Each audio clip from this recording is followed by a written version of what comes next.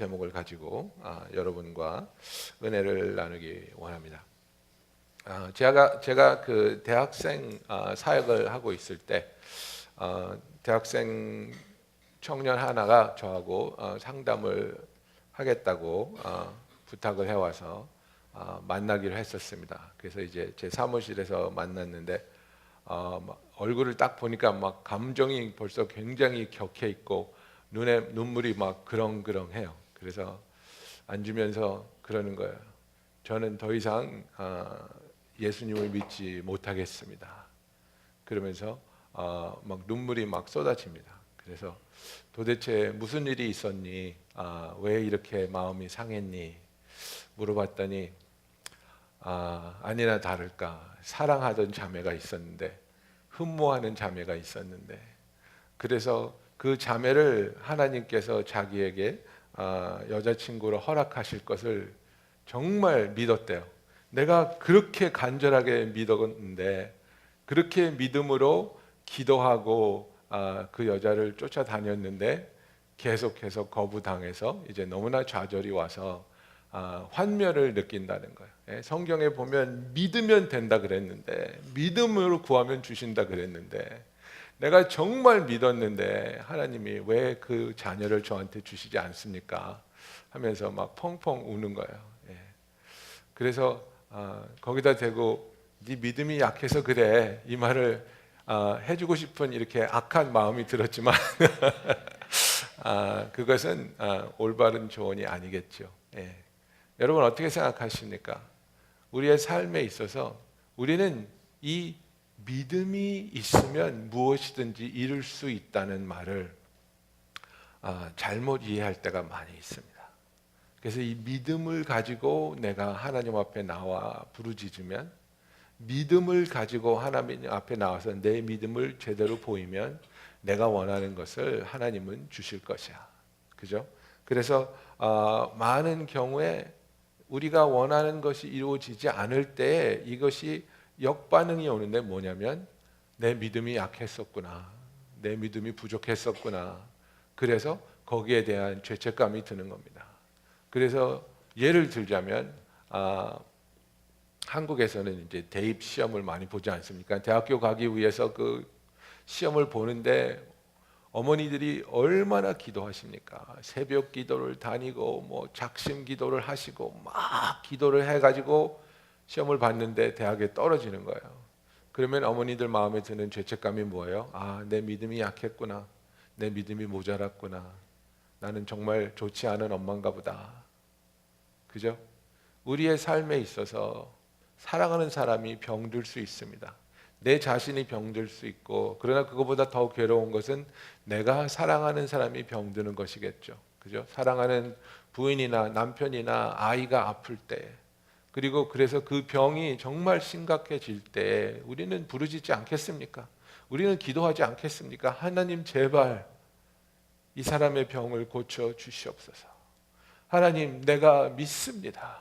정말 믿습니다. 하나님이 고쳐 주실 줄 믿습니다. 하고 기도하는 겁니다. 그런데 하나님께서 물론 이 병을 고쳐 주실 때도 있지만 고쳐 주시지 않을 때도 있지 않습니까? 그러면 이 잘못된 믿음을 가지고 있는 우리들은 내 믿음이 약했구나. 내 믿음이 약했구나. 내 믿음이 약해서 병이 고쳐지지 않았구나. 기도가 응답되지 않았구나. 그런데 또 여기서 한 발짝 더 나가서 내가 내 자신을 그렇게 자책하는 것도 힘든데 다른 사람이 또 이 말을 가지고 나를 공격하는 거야. 네 믿음이 약해서 그런 거야. 왜 그렇게 못 믿어? 네가 못 믿으니까 여자도 안 생기고 못 믿으니까 직장도 안 되고 못 믿으니까 병도 안 낫는 거 아니야. 그죠? 어떻게 생각하십니까, 여러분? 믿음이 약해서 그래. 정말 우리의 삶에 일어나고 있는 크고 작은 일들이 우리의 믿음이 약하기 때문일까요? 우리가 하나님께 드리고 있는 기도가 다 우리가 원하는 대로 이루어지지 않는 것이 우리의 믿음이 약해서일까요? 믿음은 도대체 얼마나 커야 되는 걸까요? 예수님은 정말 믿음이 겨자씨만한 것만 있으면 이 산이 들려서 저기 빠지라 그러면 빠진다 그랬는데 도대체 역사책을 눈을 닦고 읽어봐도 나는 단 한 번도 이 산이 들려서 저 바다에 빠진 적을 보지를 못했습니다. 그러면 정말 인간에게는 정말 단 한 사람도 겨자씨만한 믿음이 없는 것일까요? 저와 여러분의 믿음은 어떠한 것이길래 우리의 삶에서 우리가 겪고 있는 아픔과 어려움 속에서 하나님의 도우심을 우리가 원할 때, 필요할 때 경험하지 못하고 있는 걸까요? 오늘 우리가 같이 생각해 보기 원하는 이 믿음이라는 주제, 정말 나는 믿음이 약한 것일까? 정말 내가 믿음만 있으면 모든 것이 내 뜻대로 이루어지는 것일까? 이것에 대해서 여러분과 이야기를 나누기 원합니다. 성경을 보면 능력이 있는 분들이 몇 분 계셨죠, 그죠? 우리가 잘 아는 정말 믿음의 사람들, 능력의 사람들이 있었습니다. 그래서 여러분 성경을 통틀어서 봤을 때에 죽은 사람을 부활시킨 사람, 예수님 빼고 몇 명이 있었게요? 성경을 통틀어 봤을 때에 죽은 자를 다시 살린 사람이 예수님 빼고 몇 명이었습니까? 좋은 문제죠. 4명. 4명 있었는데 구약에서는 누굴까요? 엘리야와 엘리사, 그죠? 신약에서, 자 이제 좁혀졌어요. 신약에서 죽은 사람을 다시 살린 사람은 누굴까요? 제가 집사님들한테 한번 지명해서 물어볼까? 정색들을 하시는데 안 되겠습니다. 베드로와 바울이죠, 그죠? 베드로와 바울이죠. 정말 바울 사도는 능력하면 누구에게도 뒤떨어지지 않는 엄청난 사람입니다. 죽은 자를 살린 것뿐만 아니라 사도행전 19장에 보면요, 여러분 이렇게 써 있습니다. 하나님이 바울의 손으로 놀라운 능력을 행하게 하시니 심지어 사람들이 바울의 몸에서 손수건이나 앞치마를 가져다가 병든 사람에게 얹으면 그 병이 떠나고 악귀도 나가더라 그랬습니다. 아니, 이 사람의 능력이 얼마나 출중했던지, 물론 엘리사도 얼마나 놀라웠어요. 엘리사는 죽은 다음에 그 엘리사의 그 무덤이, 시체가 있는 구덩이에 시체를 거기다 던졌더니 시체들이 살아날 정도로 엘리사는 어노인팅이 막 대단했죠. 근데 바울도 보면 그 바울의 그냥 옷자락을 갖다가 아픈 사람한테 얹으면 귀신이 떠나가고 병이 낫대요. 그러니까 정말 예배 볼 때마다 사람들이 얼마나 바울 옆에 앉으려고 애를 썼겠어요, 그죠? 바울한테 부딪히기만 해도 병이 나니까 얼마나 바울한테 가까이 가려고 사람들이 노력을 했겠어요. 바울은 독사에 물렸는데 그 섬에 있는 사람이 저 사람 독사에 물렸네, 하나님의 심판이야, 곧 쓰러져 죽을 거야, 그랬는데 멀쩡했어요. 바울은 돌로 침을 당해서 사람들이 돌로 쳐서 그가 온몸이 터져가지고 쓰러져서 죽은 줄 알고 성 밖으로 내다 버렸어요. 그랬더니 어떻게 됐어요? 툭툭 털고 일어났어요. 바울은 정말 인간으로 당할 수 있는 온갖 모진 고통을 다 당한 사람입니다. 바다 위에서 표류한 적도 있고, 그 40대에서 한 번을 뺀 태장을 5번 맞았고, 정말 너무나도 큰 고통과 아픔을 겪은 사람이지만 그때마다 하나님이 살려주셨습니다. 그 능력이 사람들을 향한 복음을 선포하고 복음서를 기록하고 기적을 행한 이 능력을 보면 바울을 따라올 수 있는 사람이 정말 없는 것 같습니다. 그런데 그런 바울이 어떤 핸디캡을 갖고 있었습니까? 하나님이 주신 몸에 있는 가시가 있었다고 말하고 있습니다. 그리고 이 가시를 바울이 기뻐한 것이 절대 아닙니다. 이것이 너무나도 괴로웠습니다. 그것이 무엇인지는 우리는 모릅니다. 신학자들은 그것이 눈병이었다, 그것이 간질병이었다, 여러 가지 얘기가 있지만 확실한 건 없습니다. 그러나 이것이 그에게 큰 고통이었던 것은 확실합니다. 왜냐하면 하나님께서 주셨기 때문에, 하나님께서 목적을 가지고 주셨습니다. 7절에 보니까 여러 계시를 받은 것이 지극히 크므로 너무 자만하지 않게 하시려고 내 육체의 가시 곧 사탄의 사자를 주셨으니, 이렇게 말하고 있습니다. 정말 괴로운 것을 주셨습니다. 그래서 바울이 뭐라고 합니까? 내가 이것이 내게서 떠나게 하기 위해서 3번 주께 간구하였으나 이루어지지 않았다고 말하고 있습니다. 여기서 3번은 뭘 말합니까? 1번, 2번, 3번, 3번 기도했더니 안 되더라, 이게 아닙니다. 내가 여러 번 꾸준히 계속해서 기도했다는 것을 이렇게 표현하고 있는 겁니다. 그러니까 뭐 저희 어머님 같은 경우는 뭐든지 5만 번이에요. 그죠? 내가 너한테 방 청소하라고 5만 번 얘기했지. 너 살 빼라고 5만 번 얘기했지. 뭐든지 5만 번 하셨어요. 근데 그게 정말 5만 번이 아니잖아요. 그냥 그 정도로 많이 했다. 그런데 사도 바울은 그 표현을 이렇게 얘기하고 있어요. 내가 3번 기도했다. 하나님 앞에서 정말 간절하게 이것이 떠나가게 해달라고 기도했다.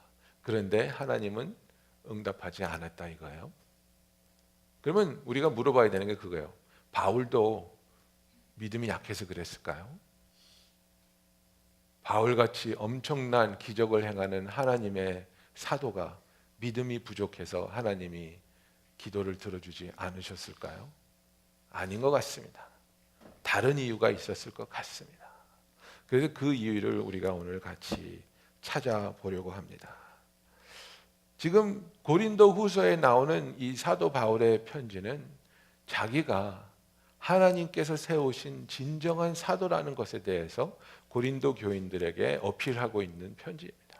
거짓 사도들이 고린도 교회에 들어와서 사람들을 혼돈시키고 잘못된 길로 빠져가게 하고 있을 때에 그들이 한 일 중에 하나가 사도 바울을 공격한 겁니다. 그는 진정한 사도가 아니다. 우리가 사도다. 이렇게 했을 때 그것에 이제 반론하기 위해서 사도 바울이 이 편지를 썼는데 이 편지를 쓰면서 자기가 얼마나 하나님의 복음을 위해서 고생했으며 그것을 감사히 여겼으며 또 자기가 고린도의 교회 갔을 때 그들에게 짐이 되지 않고 정말 모든 것을 쏟아부었던 것을 상기시키면서 너희들 내가 얼마나 하나님으로부터 특별히 기름 부은 사도인 줄 아느냐 이 얘기를 하는 거예요 지금. 그러면서 정말 내가 이 얘기는 해서는 안 되는데 내가 미쳤지. 그러나 내가 해야 되겠다 하면서 지금 이 편지를 쓰고 있는 겁니다.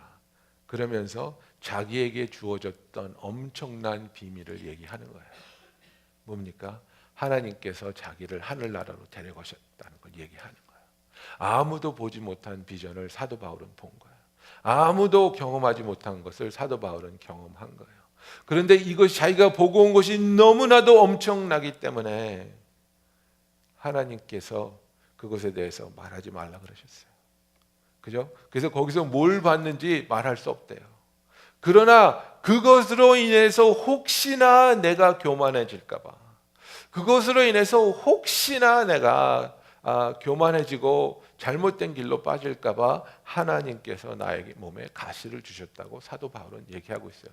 그래서 저는 이것을 읽으면서 드는 생각이 이겁니다. 사도 바울이 하늘나라에 가서 하늘나라를 보는데 하나님께서 그것에 대해서 말하는 것을 막으셨어요. 그죠? 그래서 죄송한 얘기지만 저는 하늘나라 갔다 왔다는 사람들 간증 들으면 안 믿어요. 죄송합니다. 제가 그래요. 왜냐하면 사도 바울은 말하지 말라 그랬거든요. 이게 엄청난 비밀이기 때문에 말하면 안 된다 그랬거든요. 근데 다른 분들 갔다 와서 막 얘기해요. 진주문도 있고 뭐도 있고 그런데 제 생각에는 아닐 것 같아요. 죄송합니다. 제 신앙이 그렇게 생겼습니다. 그런데 제일 먼저 우리가 알아야 되는 것은 정말 이 사도 바울을 통해서 하나님께서 우리에게 놀라운 것을 가르쳐 주기를 원하신다는 사실입니다. 여러분, 우리가 믿는 것은 무엇입니까? 하나님은 우리의 기도를 들으시고 응답하시는 분이라는 것을 우리가 믿습니다. 아멘. 그래서 야고보서 5장에 보면 그러므로 너희 죄를 서로 고백하며 병이 낫기를 위하여 서로 기도하라. 의인의 간구하는 역사는 힘이 큼이니라. 엘리야는 우리와 성정이 같은 사람이로되 그가 비가 오지 않기를 간절히 기도한즉 3년 6개월 동안 땅에 비가 오지 아니하고 이렇게 쓰여 있지 않습니까? 우리가 서로 위해서 기도할 때 병이 낫게 될 것이다. 역대하 7장 14절에 보면 내 이름으로 일컫는 내 백성이 그들의 악한 길에서 떠나 스스로 낮추고 기도하여 내 얼굴을 찾으면 내가 하늘에서 듣고 그들의 죄를 사하고 그들의 땅을 고칠지라. 그죠? 우리가 히스기야 왕의 이야기를 잘 알고 있지 않습니까? 하나님께서 선포하셨습니다. 넌 죽을 거다. 이 병에서 일어나지 못할 거다. 그 말을 듣는 순간 히스기야가 어떻게 했습니까? 벽을 향해 앉아서 통곡하기 시작합니다. 하나님 나를 살려주세요. 하나님 나를 기억하여 주시고 나를 살려주세요. 그랬더니 그 말을 전하러 왔던 선지자가 뜰을 떠나기 전에 하나님 말씀이 임합니다. 다시 가서 말해라. 살려줄게. 너의 생명을 연장해 줄게. 그죠? 그래서 정말 우리는 하나님께서 우리의 기도를 들으시고 우리의 기도에 응답하시며 우리의 병을 치유하시는 분이라는 것을 알 수 있습니다. 그러나 또한 성경에서 하나님께서 정하신 것을 바꾸지 않는 하나님이라는 것도 우리는 알아야 됩니다. 그죠? 민수기 우리가 새벽 기도 때 읽고 있는데 23장 19절에 보면은 하나님은 사람이 아니시니 거짓말을 하지 아니하시고 인생이 아니시니 후회가 없으시도다. 어찌 그 말씀하신 바를 행하지 아니하시며 하신 말씀을 실행하지 않으시랴. 여기서 후회가 없으시로다. He is not a son of man that he should change his mind. 그죠? 하나님께서 정한 마음을 바꾸지 않으시는 분이라는 거예요. 그래서 하나님이 어떤 정한 것이 있다면 그것을 우리가 아무리 기도해도 하나님께서 그 기도 때문에 마음이 바뀌시지 않는 분이라는 거예요. 그래서 우리가 지금 텐션이 있는 겁니다. 텐션. 한쪽에서 보면은 내가 기도하면 무엇이든지 이루어질 수 있고 내가 기도하면 무엇이든지 응답하시는 하나님이라고 우리는 믿고 기도하는데 또 한편에서 보면 아니 하나님은 네가 아무리 기도해도 하나님이 뜻이 정한 것이면 그것은 바뀌지 않는 것이야. 그래서 여러분 우리가 속한 AMI 교단에서는 진보적인 가운데 중앙 그죠? Radical middle를 택하는 겁니다. 그래서 이 텐션 가운데 한쪽으로 치우치지 않고 그래 하나님의 뜻 가운데 하나님이 정하신 일은 결코 이루어지지만 그러나 하나님은 선하시고 우리를 사랑하시는 분이기 때문에 그분의 뜻 가운데 우리가 하나님 안에서 올바른 것을 구하고 하나님이 들어주실 수 있는 것을 소원하게 하시는 아름다운 인도하심이 있고 그 뜻대로 기도할 때 하나님의 응답을 경험하는 저와 여러분이 된다는 사실입니다. 여러분 하나님께서는 무엇을 더 중요하게 여기시겠습니까? 우리 사역의 열매입니까? 아니면 하나님의 손에 의해서 변화되는 그리고 하나님께서 창조해 나가는 하나님이 기뻐하시는 성품과 인격이겠습니까? 무엇이 더 중요하다고 생각하십니까? 사도 바울의 몸에 엄청난 가시가 들어왔습니다. 이 엄청난 가시로 인해서 사도 바울이 맺을 수 있는 열매가 줄어들었다고 칩시다. 그가 다리를 절었다든지 그가 간질병에 걸렸다든지 몸이 허약해져서 1년 내내 설교할 수 있었던 사람이 1년에 6개월밖에 설교할 수 없었다면 그가 하나님 나라에서 거두어들일 수 있는 수확이 현저하게 줄어들었겠죠. 그래서 하나님께 그렇게 기도할 수도 있었겠죠. 하나님, 제가 하나님을 위해서 수확할 수 있는 것이 줄어들고 있습니다. 하나님을 위해서 맺을 수 있는 열매가 줄어들고 있습니다. 하나님 이 가시가 내게서 없어지게 된다면 제가 더 많은 일을 하나님을 위해서 할 수 있을 겁니다. 고쳐 주시옵소서 이렇게 기도할 수도 있었겠죠. 그런데 하나님이 원하시는 건 무엇입니까? 아니 바울아 지금 그대로가 좋아. 내 은혜가 너에게 좋게.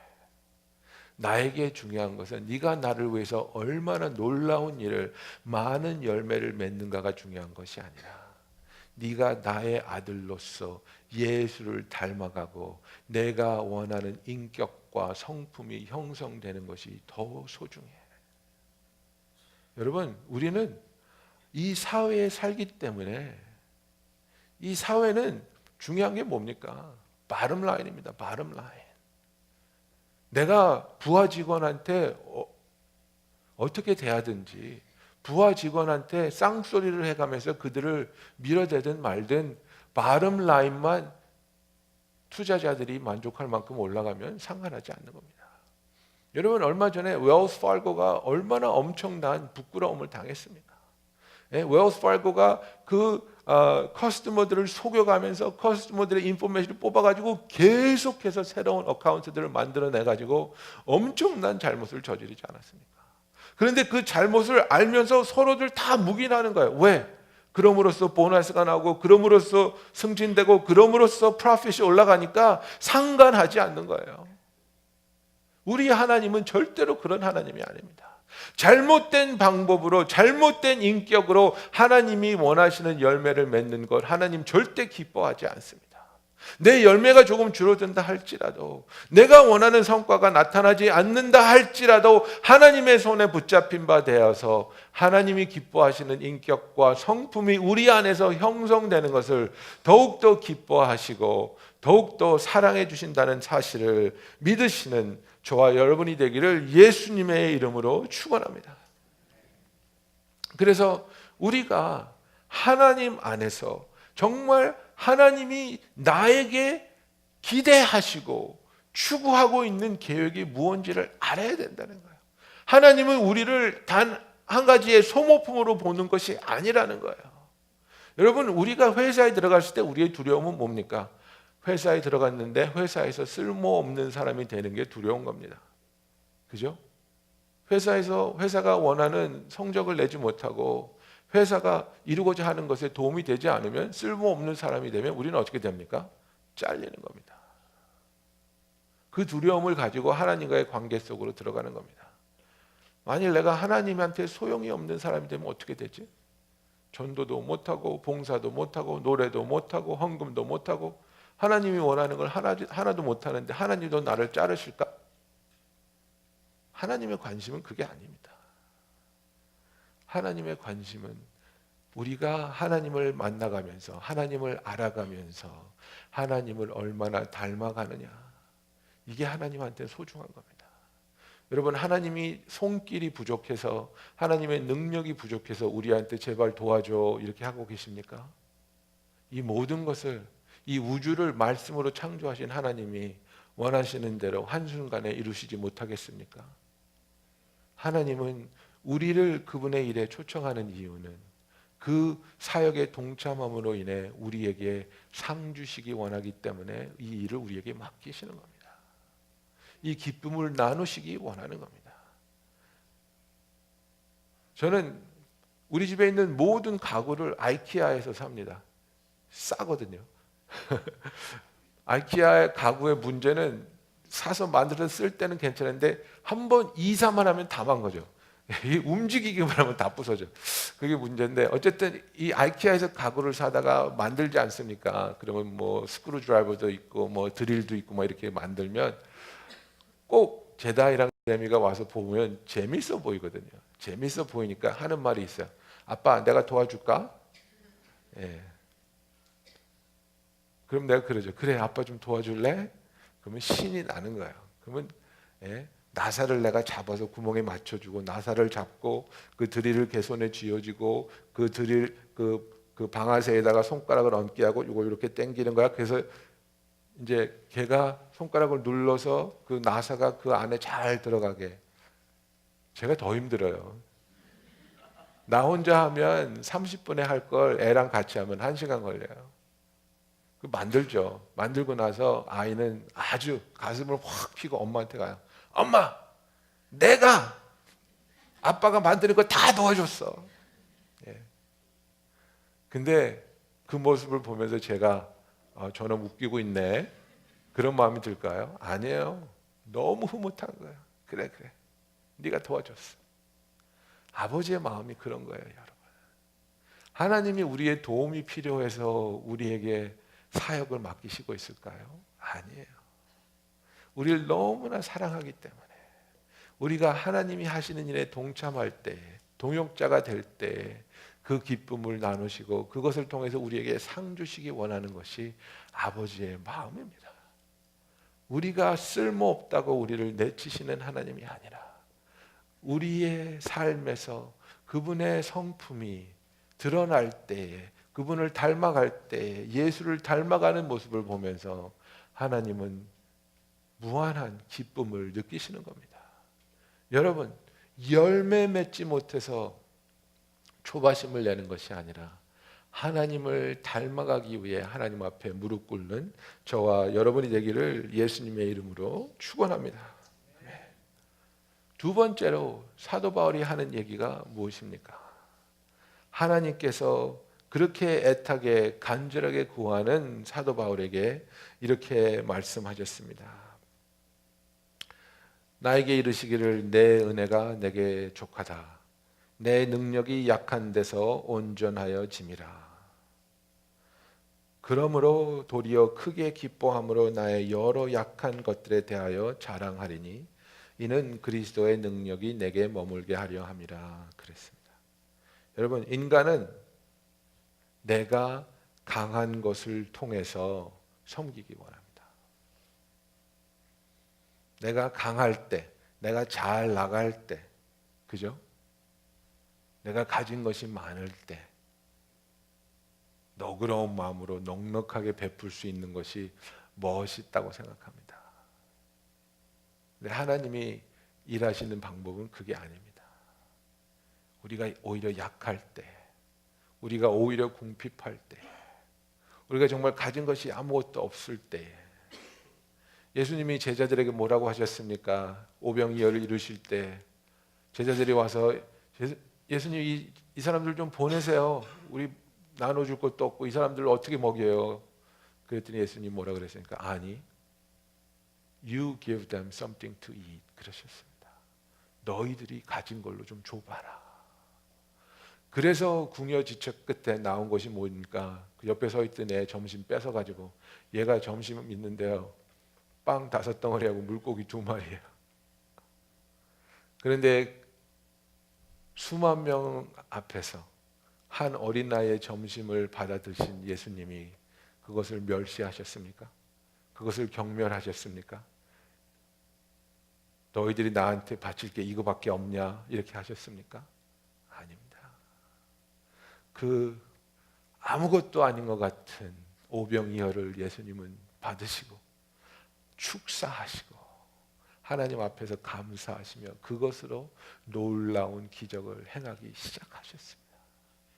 여러분, 우리는 항상 내가 가진 것이 없어서, 능력이 없어서, 시간이 없어서 하나님을 섬길 수 없다는 것이 엄청난 거짓이라는 것을 알아야 돼요. 이것은 하나님의 논리에서는 통하지 않습니다. 내가 능력이 없어서 하나님의 사역이 이루어지는 것이 아니라 나를 통해서 하나님의 능력이 사용되지 않고 있기 때문에 우리가 사역을 못하는 겁니다. 사도 바울은 뭐라고 말합니까? 우리가 연약할 때에 오히려 하나님의 능력이 더욱더 강하게 나온다고 말하고 있습니다.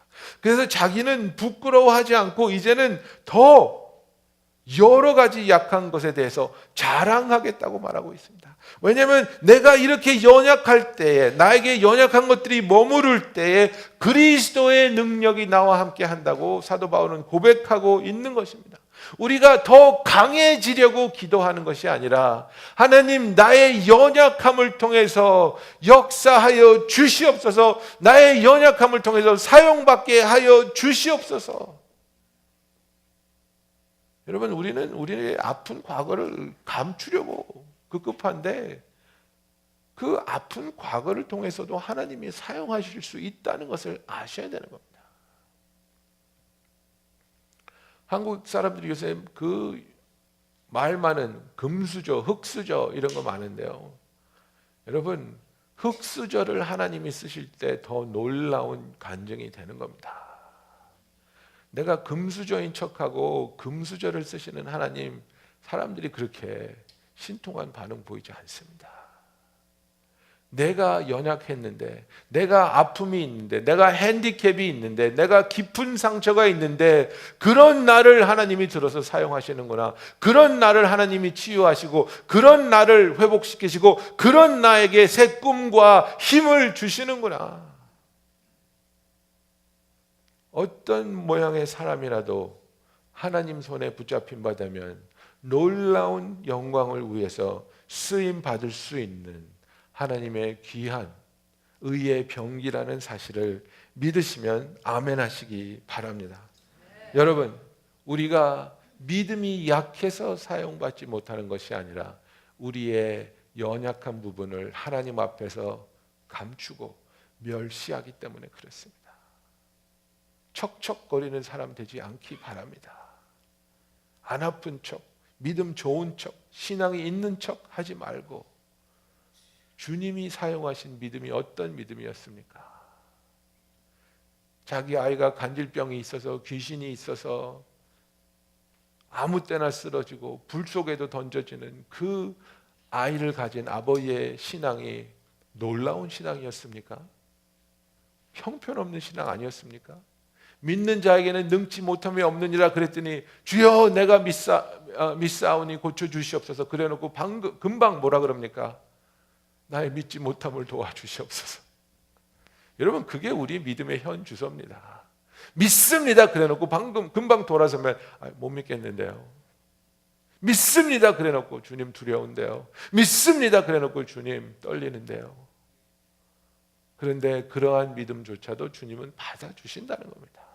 믿음이 연약해서 이루어지지 않는 것이 아니라 그 상황을 통해서 하나님이 하시고자 하는 놀라운 일이 있다는 겁니다. 여러분, 우리는 연단을 싫어합니다. 여러분, 우리는 고난의 길을 싫어합니다. 그러나 고난의 길을 지나서 돌아볼 때 그것이 너무나도 행복하고 아름다운 순간이었다는 것을 우리는 알아야 됩니다. 사랑하는 부모는 아이의 울음을 외면할 줄 알아야 되는 겁니다. 아이의 떼쓰고 우는 것을 외면할 줄 모르는 사람은 아이를 망치는 사람입니다. 여러분, 마켓 가보세요. 마켓 가면 굴르는 애들 있잖아요. 사탕 사달라고, 장난감 사달라고 굴르는 애들 있잖아요. 굴르기 전에 사주든지, 그죠? 예, 민폐잖아요, 민폐. 아니, 근데 아이 교육 때 그렇습니다. 사달라 그랬을 때 딱 사주면 아이가 사달라 그러면 사주는구나 아는데, 굴르기 시작하면 막 참습니다. 이를 악물고 참다가 5분 10분 되면 창피해서 그래 사줄게 가자. 그러면 아이가 뭘 배웁니까? 버텨라. 버티면 사준다. 이거 배우는 겁니다. 제가 필라델피아에 있을 때 제다의 학교에서 있던 애가 기절을 해서 병원에 실려갔습니다. 이유인즉슨 미국 아이인데 영양실조. 왜 영양실조에 걸렸는지 아십니까? 이 아이가 평생 딱 하나만 먹었어요. 치킨 너겟. 오로지 치킨 너겟. 왜 치킨 너겟만 먹였습니까? 그랬더니 그것만 먹었어요. 다른 음식은 다 거부하고 치킨 너겟만 먹겠다 그래서 할 수 없이 치킨 너겟만 먹였대요. 이 부모 조사받았습니다. 차일드 네글리전스로 붙잡혀갔습니다. 아이가 고집한다고 주장하는 거 다 주는 부모, 그거 네글리전스입니다. 그거 잘못된 교육입니다. 우리 하나님 아버지는 우리가 주장한다고 떼쓴다고 주시는 분 아닙니다. 우리에게 좋은 것, 우리에게 필요한 것, 우리를 선한 길로 인도하는 것을 허락하시는 겁니다. 여러분이 40일 금식하고 부르짖고 떼써도 그것이 우리를 악한 길로 인도하는 것이면 우리 하나님 아버지는 우리를 사랑하기 때문에 허락하지 않습니다. 믿음이 약해서가 아니라 하나님의 뜻이 아니기 때문에, 그것이 우리에게 좋은 것이 아니기 때문에 하나님께서는 거부하시는 겁니다. 여러분, 우리의 삶에 있어서 하나님을 나의 도우미로 생각하면 그것은 엄청난 오산입니다. 내가 기도하기만 하면, 부르짖기만 하면 나의 모든 기도를 들어주시는 하나님, 잘못된 생각입니다. 요한 1서 5장에 보면 뭐라고 되어 있습니까? 아버지의 뜻을 따라 구할 때 우리의 기도에 응답해 주신다고 말하고 있습니다. 무엇을 구하든지 그것이 아버지의 뜻을 따라 구할 때입니다. 내 뜻을 따라 구할 때마다 들어주시는 하나님이 절대 아니라는 겁니다. 하나님은 우리의 도우미가 아닙니다. 하나님은 우리의 왕이십니다. 하나님은 우리의 아버지로서 우리를 사랑하시고 우리가 올바른 길로 들어가서 의미 있고 가치 있는 삶을 살도록 인도해 주시는 하나님이시라는 사실입니다. 여러분, 그래서 우리가 하나님 앞에 나와 기도할 때 하나님께서 필요에 따라 우리의 요구를 거부하신다는 사실입니다. 또 마지막으로 하나님께서 우리의 기도를 응답하지 않는 이유는 기다림을 통해서 더욱더 놀랍고 더욱더 아름다운 것을 준비해 가시고 완성시켜 가기 때문입니다. 우리에게 기다림을 통해서 얻어진 것은 너무나도 고귀하고 값진 것들이기 때문입니다. 여러분, 똑같은 아들을 낳아도 결혼하자마자 실수 비슷하게 생겨버린 아들하고 10년을 기도하고 기다려서 낳은 아들하고는 차이가 다른 겁니다. 사무엘의 어머 한나가 얼마나 애통하며 애타게 기도했습니까? 그 기도를 하나님께서 드디어 응답하셔서 사무엘을 주셨을 때 그 한나가 그 기도 응답을 통해서 받은 그 기쁨은 그저 아들을 주신 그것만의 기쁨이 아니라 자기의 서러움을 들어주시고 자기의 마음을 위로해 주시고 그의 기도를 응답해 주시고 그를 통해서 낳은 아들을 하나님의 놀라운 민족을 위해서 놀랍게 사용하실 그 하나님의 그 모든 뜻 안에 기뻐하는 엄청난 축복이 숨어져 있는 겁니다. 여러분, 우리는 그렇게 기도합니다. 하나님 빨리 주세요. 왜 지금도 안 주세요? 하나님께서는 기다림을 통해서 우리를 성숙하게 하시고 하나님께서는 기다림을 통해서 감사를 가르치시고 하나님은 기다림을 통해서 우리의 믿음을 하나님께 온전히 향하게 하는 겁니다. 여러분, 유서를 쓸 때도 그런 일을 하지 않습니까? 세상 사람들도 이 정도 지혜는 있습니다. 내가 만약에 갑자기 죽게 된다면 나의 모든 유산을 나의 아이에게 남기는데 내 아이가 몇 살 될 때까지는 건드리지 못한다. 이런 거 많이 보시잖아요. 그죠? 3살 된 아이에게 내 모든 유산을 남기지 않습니다. 이 아이가 성인이 될 때까지 아니면 어떤 조건을 충족할 때까지 대학교 가서 MBA를 딸 때까지 뭐 이런 걸 충족하면 이 아이는 나의 유산을 받을 자격이 있지만 그 전에는 이 유산 받는 걸 허락하지 않는다. 이렇게 하지 않습니까? 왜? 너무 어리면 너무 연약하면 감당하지 못하니까. 감당할 수 없는 축복은 오히려 저주가 되니까. 우리가 원한다고 해서 그때그때 주는 것이 하나님의 책임이 아니라 하나님의 아름다운 때에 정말 그것을 우리가 감당할 수 있고 하나님을 위해서 사용할 수 있는 준비가 되었을 때 아름다운 모습으로 한나에게 사무엘을 허락하신 것처럼 우리가 하나님 안에서 하나님의 뜻대로 간절히 구할 때 그 놀라운 축복이 저와 여러분에게 임할 수 있기를 예수님의 이름으로 축원합니다. 에베소서 1장 5절, 6절, 11절, 12절의 말씀을 제가 읽겠습니다. 그 기쁘신 뜻대로 우리를 예정하사 예수 그리스도로 말미암아 자기의 아들들이 되게 하셨으니 이는 그가 사랑하시는 자 안에서 우리에게 거저 주시는 바 그의 은혜의 영광을 찬송하게 하려는 것이라. 모든 일을 그의 뜻에 결정대로 일하시는 이의 계획을 따라 우리가 예정을 입어 그 안에서 기업이 되었으니 이는 우리가 그리스도 안에서 전부터 바라던 그의 영광의 찬송이 되게 하려 하심이라 그랬습니다. 여러분, 하나님이 우리가 행복한 것을 기뻐하실까요? 기뻐하지 않을까요? 우리가 행복해지는 것이 하나님께 중요한 일일까요? 중요하지 않은 일일까요? 중요한 일입니다. 근데 그게 프라이어리티는 아닙니다. 하나님은 우리가 지나가는 계절에 항상 행복하는 것보다 우리가 우리의 삶을 통해 온전히 하나님의 형상을 회복하고 예수 그리스도를 닮는 것이 그분에게는 최우선의 프라이어리티입니다. 여기 뭐라고 되어 있습니까? 하나님께서 우리를 향해서 2가지 계획이 있습니다. 2가지 간절히 원하는 게 있는데 하나는 뭡니까? 우리가 하나님의 구원을 깨달아 구원을 받은 후에 우리가 그 은혜의 영광을 찬송하게 하려는 것. 그래서 우리를 통해서 찬송받기 원하시는 거, 우리를 구원하신 하나님에 대한 찬송과 예배를 드려 영광을 돌리는 것을 하나님은 받기 원하십니다. 두 번째는 무엇입니까? 우리가 그리스도 안에서 전부터 바라던 그 영광의 찬송이 되게 할 우리 삶 자체가 하나님을 향한 찬송이 되고 간증이 되고 영광 돌림이 되기를 원한다는 겁니다.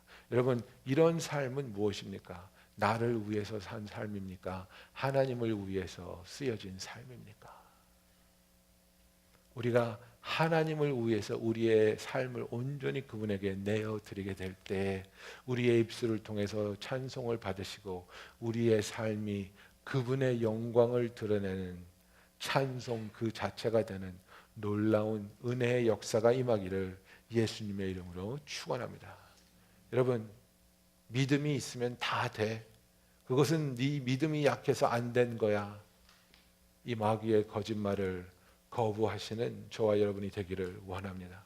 하나님의 뜻대로 구할 때에 하나님의 선한 뜻대로 하나님의 선한 방법으로 하나님의 놀라운 완벽하고 기쁘고 선한 뜻이 저와 여러분의 삶에 우리 교회에 풍성하게 이루어지기를 예수님의 이름으로 축원합니다.